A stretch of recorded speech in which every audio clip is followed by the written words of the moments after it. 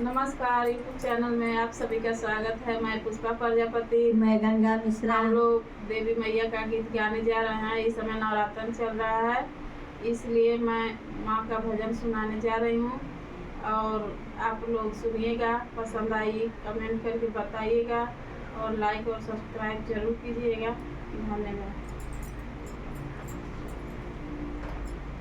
हमरे रे ससुर जी के बारी रे बगीचा, हमारे ससुर जी के बारी रे बगीचा, हमारे ससुर जी के बारी रे बगीचा, हमारे ससुर जी के बारी रे बगीचा, बगीचा बिछाना एक नीमिया के पेड़वा हो, बगीचा बिछाना एगो नीबिया के पेड़वा हो, बगीचा बिछवाना, एगो नीबिया के पेड़वा हो, बगीचा बिछवाना, एगो नीबिया के पेड़वा हो,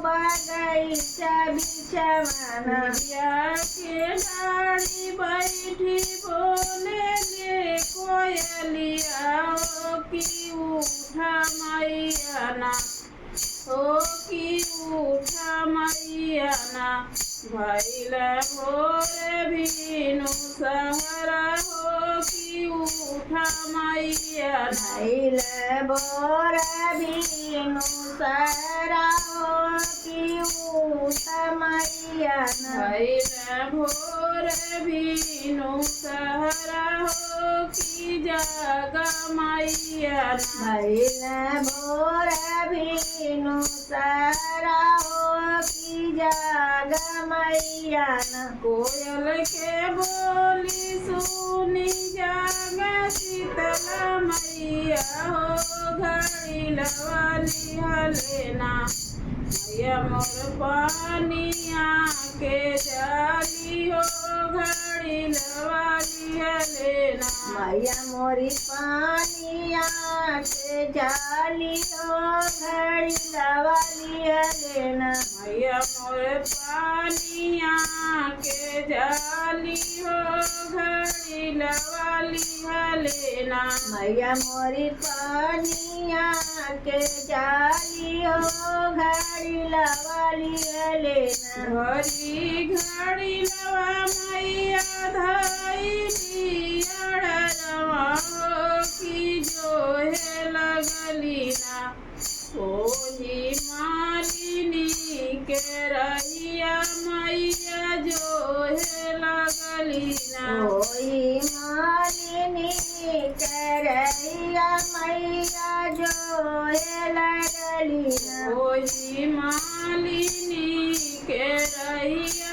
मैया जो है लगली ना, ओही मालिनी के रहिया मैया जो है लगली ना, ओही रहिया आवत बाण मालिन के ठोकरवा हो, उठाई ना देवाना माली हमारी घड़ी लवा हो, उठाई ना देवाना माली हमारी घड़ी लवा हो, उठाई हो देवना, माली हमारी घड़ी लवा हो, उठाई ना देवाना माली हमारी घड़ी लवा हो, उठाई हो देवना, जौ तुहरी घड़ी ला मैया हमाही उठैबे हो कि का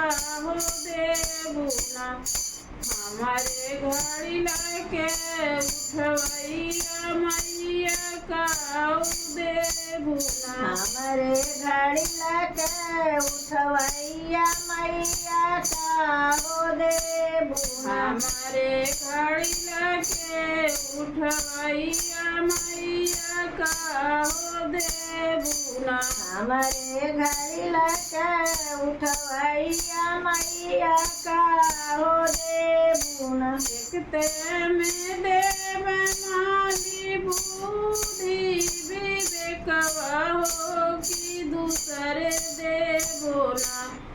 तोहके भगति भजनिया हो कि दूसरे देबो ना।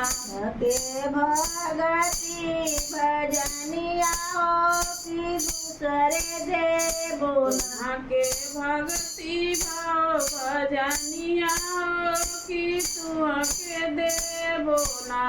अरे भगति भाव भजनिया हो कि तुहके देबो ना। हमरे ससुर जी के बारी रे बगीचा बगियावा बिचवाना।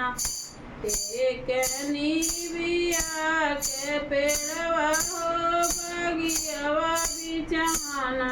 एक निबिया के पेड़वा हो बगियावा बिचवाना। एक निबिया के पेड़वा हो बगियावा बिचवाना।